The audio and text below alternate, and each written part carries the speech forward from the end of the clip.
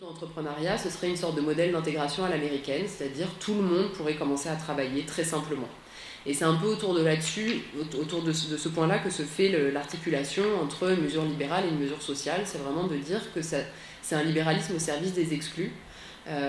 Et donc les deux univers de travail qui sont critiqués, ça va être d'un côté le salariat, avec l'idée que de toute façon le salariat ne protège plus, qu'il y a du chômage, donc autant contourner cette partie du marché du travail qui en plus demande souvent des diplômes, la maîtrise de la langue, donc supprimons ça. Et puis supprimons aussi l'autre modèle régulé du travail qui est l'artisanat. C'est-à-dire supprimons les qualifications. Après tout, c'est ce que me dit l'auteur du rapport préalable à la loi. Il me dit si vous êtes mauvais coiffeur, c'est pas la peine d'avoir un CAP, vous couperez les cheveux mal et puis les gens arrêteront de venir. Donc c'est vraiment une pure régulation par le marché qui est proposée, avec ce qui est hyper orthogonal à tout le monde de l'artisanat, qui est vraiment basé autour de la qualification du métier, etc. Donc voilà les deux modèles qui sont décriés, et au nom des exclus, puisque comme me disent une partie des conseillers d'Hervé Novelli, il me dit on s'est battu en gros pour que les femmes africaines puissent faire des tresses sans avoir de CAP. Donc vous voyez un peu, il y a tout plein de choses dans cette phrase. On contourne le modèle de l'artisanat au nom des exclus, au nom même des immigrés, alors même qu'une partie de ces hommes politiques a commencé son parcours à l'extrême droite. Enfin, il y a une sorte de gloubie politique, mais qui est aussi une manière de désarmer la critique, parce qu'en fait, vu qu'ils utilisent Marx, ils utilisent les immigrés pour servir une politique libérale, c'est quelque chose qui complique quand même sacrément la tâche des partis d'opposition, puisque en fait, ils utilisent une rhétorique sociale pour justifier leurs mesures. Donc en fait, voilà, je pense que c'est de fait, pour moi, c'est un sujet d'intérêt en tant que sociologue, mais pour les acteurs politiques, c'est une vraie complication qui est introduite par ce. C'est comme s'ils arrivaient à incorporer les critiques contre le libéralisme, donc la critique sociale, ils arrivent à l'intégrer dans leurs propositions. Donc voilà, c'est un peu pour les défis au niveau politique qui se posent quand on veut critiquer ces dispositifs, puisqu'on a donc ce libéralisme au nom des exclus.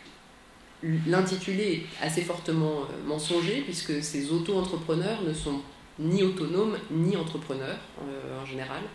Alors pourquoi l'autonomie est très fortement illusoire ?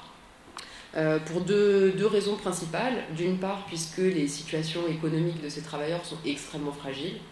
Il y avait une petite synthèse de l'INSEE dont le titre était assez fort à ce niveau-là, qui disait 90% des auto-entrepreneurs gagnent moins que le SMIC, donc voilà, moins que le salaire minimum, ce qui en plus est plutôt une version positive de la chose, puisqu'ils assimilent le chiffre d'affaires à du revenu, mais sur le chiffre d'affaires, normalement, il y a aussi les charges de l'activité, les cotisations sociales, l'impôt, donc normalement, ça fait encore bien moins.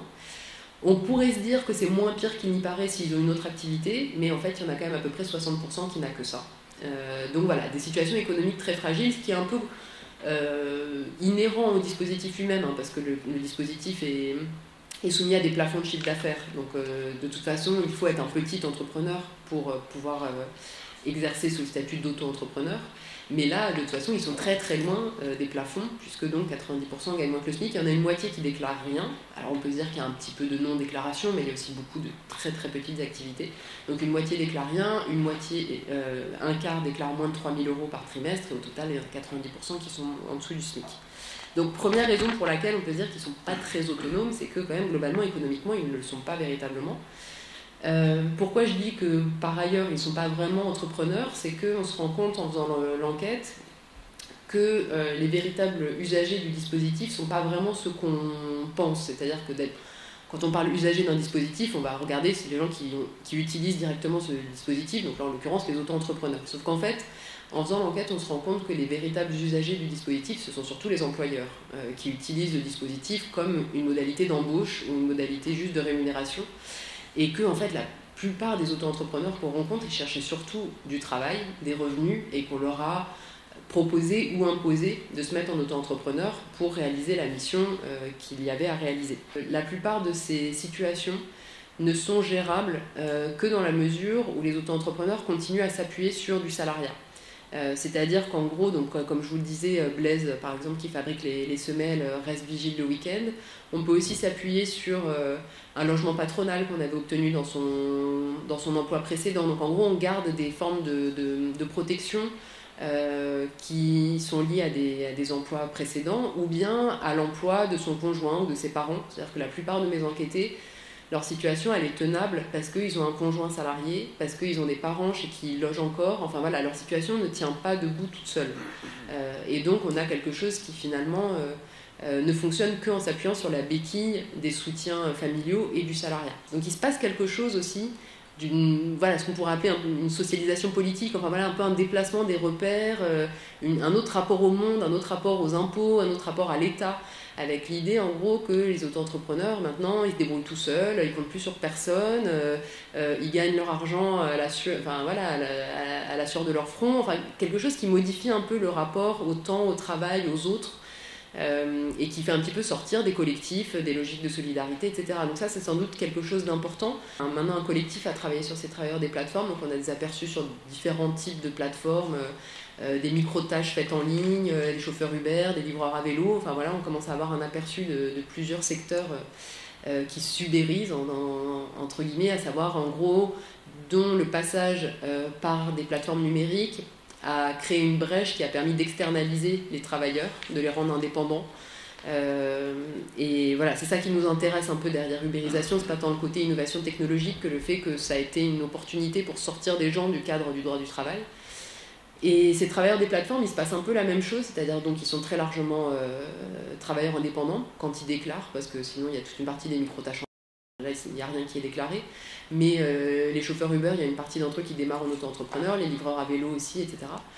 Et donc on se retrouve un petit peu dans le même cas de figure, donc une externalisation par l'indépendance qui se développe et qui a un peu le même type de justification politique, puisque pour ceux d'entre vous qui auraient des usages d'internet qui consistent à aller regarder des vidéos de Macron, ce qui n'est peut-être pas le cas de tout le monde, mais si vous avez vu son intervention sur Mediapart au moment de l'entre-deux tours, enfin en tout cas de la campagne présidentielle, il avait dit que Uber était la solution que les politiques ne trouvaient pas dans les banlieues, c'est-à-dire qu'il valait mieux faire ça que de tenir les murs de la cité, et que d'accord, il travaillait peut-être 60 ou 70 heures par semaine pour gagner le SMIC, mais au moins il rentrait dans la dignité.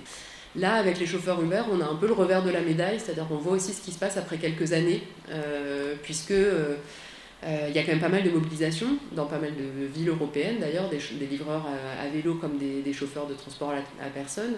Il y a quand même pas mal de mobilisation, des formes de syndicalisation, des procès, donc des formes de demande de requalification en salariat auprès des tribunaux des prud'hommes. En France, on avait quand même quelques-unes, et puis il y a plus ou moins une sorte d'action collective, même si ça n'existe pas, qui est en cours de constitution. Et qu'est-ce qui permet de comprendre cette mobilisation, alors que moi, il y a quelques années, je voyais encore des auto-entrepreneurs plutôt satisfaits, voilà. C'est sans doute des effets de décrochage qui se passent après 2 ou 3 ans, c'est-à-dire qu'au début, on a cette fameuse ACRE, dont je vous parlais au tout début, qui date des années 70, qui fait qu'on ne paye quasiment pas de cotisation au début de l'activité, et puis il y a un moment où on commence à la payer. Et puis il y a un moment où les plateformes ont décidé de baisser les prix, parce qu'elles ont d'abord proposé des tarifs assez importants pour les chauffeurs, pour les attirer, avec des politiques de fidélisation. Ce qui se passe à chaque fois qu'il y a un nouvel entrant sur le marché. Au début, ils proposent, si vous faites plus de 10 courses dans la journée, vous gagnez 100 euros de bonus. Si vous travaillez de telle heure à telle heure le samedi soir, vous avez 200 euros de bonus. Donc au début, ils les attirent par des formes de politique salariale, en fait, par de la fidélisation. Les chauffeurs finissent par acheter leur voiture, ils s'endettent. Et puis, au bout de 2-3 ans, ils n'ont plus l'ACRE, les tarifs baissent, il n'y a plus les primes, et du coup, sans mauvais jeu de mots, c'est un peu la déprime d'un coup. Et donc voilà, je pense qu'il y a quand même quelque chose à suivre dans ces mobilisations qui peut redonner aussi un peu d'espoir dans des capacités de résistance à ce type ces nouvelles manières de travailler, et puis qui prennent quand même des formes assez structurées, qui se rapprochent des syndicats, des mots d'ordre qui se politisent. Voilà, pour finir sur quand même une touche un peu de résistance.